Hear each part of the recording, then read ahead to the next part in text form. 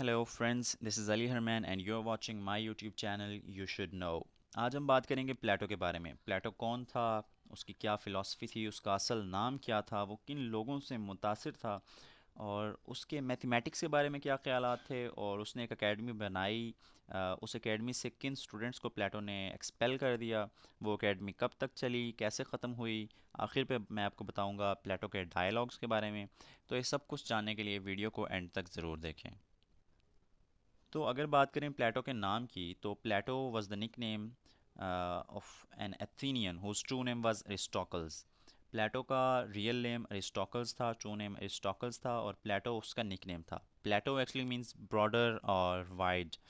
तो ये आप इस सेंस में कह सकते हैं कि उसकी फ़िलॉसफ़ी और उसकी थॉट्स काफ़ी ब्रॉड और काफ़ी वाइड थी। उसके बाद प्लेटो क्रैटिलस के साथ स्टडी करता रहा, जो कि हिराक्लिटाइस का स्टूडेंट था। उसके बाद प्लेटो ने सोक्रेटिस के साथ भी स्टडी किया। उसके बाद प्लेटो पाइथागोरियंस से काफ़ी इन्फ्लुएंस था, इस वजह से कि पाइथागोरियंस वाज गुड इन मैथमेटिक्स। और प्लेटो मैथमेटिक्स के बारे में कहता है कि अगर आपको मैथमेटिक्स का नॉलेज नहीं है तो आप फिलॉसफी को नहीं समझ सकते। Plato thought that the study of mathematics was a necessary introduction to philosophy. और ये कहा जाता है कि प्लेटो ने अपनी एकेडमी से उन स्टूडेंट्स को एक्सपेल कर दिया जो मैथमेटिक्स के कॉन्सेप्ट्स को समझने में उनको मुश्किल होती थी या वो नहीं समझ पाते थे।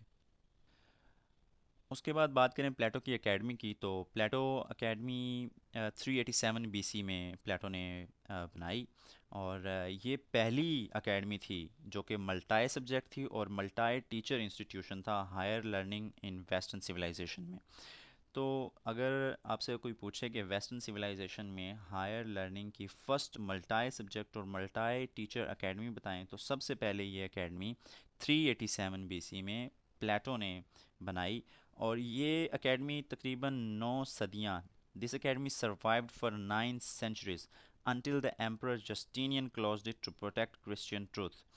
आपको पता है लॉजिक और रिलीजन का बनती नहीं है इन दोनों की। लॉजिक कुछ कहता है, रिलीजन कुछ कहता है। तो इस एकेडमी का भी कुछ ऐसा ही सीन था कि क्रिश्चियन ट्रूथ्स के ये अगेंस्ट जब जाने लगी, तो जो एम्परर था, एम्परर जस्टिनियन, उसने इस एकेडमी को बंद करवा दिया क्रिश्चियन ट्रूथ को प्रोटेक्ट करने के लिए।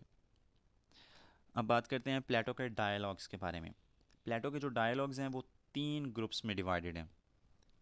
According to recent respected scholarships, the earliest include, most importantly, the Apology. Apology is the first dialogue of Plato, which depicts and philosophically examines Socrates' trials and execution. Apology dialogue में Socrates का जो trial है और execution उसके बारे में प्लेटो लिखता है. Second one is the Meno, which is concerned with whether virtue can be taught. Meno second dialogue है और उसमें प्लेटो कहते हैं कि क्या अच्छाई सिखाई जा सकती है, विर्चु अच्छाई को कहते हैं, तो क्या अच्छाई सिखाई जा सकती है। Third one is the Gorgias, which is concern with the nature of right and wrong. And the first book of Republic, Plato की जो फर्स्ट बुक है वो रिपब्लिक है।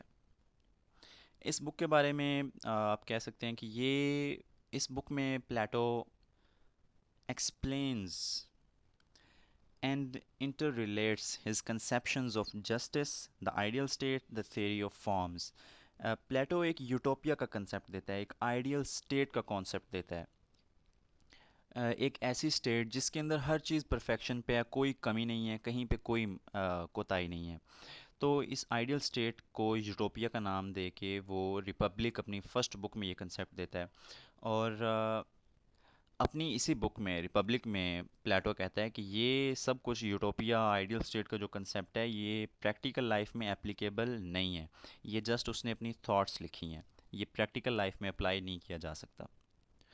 After that, if we talk about Plato's later dialogues, which include most notably the Timaeus, which is Plato's account of creation of universe। बाद में आने वाले team dialogues हैं जिसमें एक टीम्यूज़ है और इसमें क्रिएशन ऑफ यूनिवर्स के बारे में प्लेटो बात करता है। उसके बाद है the sophist, which examines the nature of non being.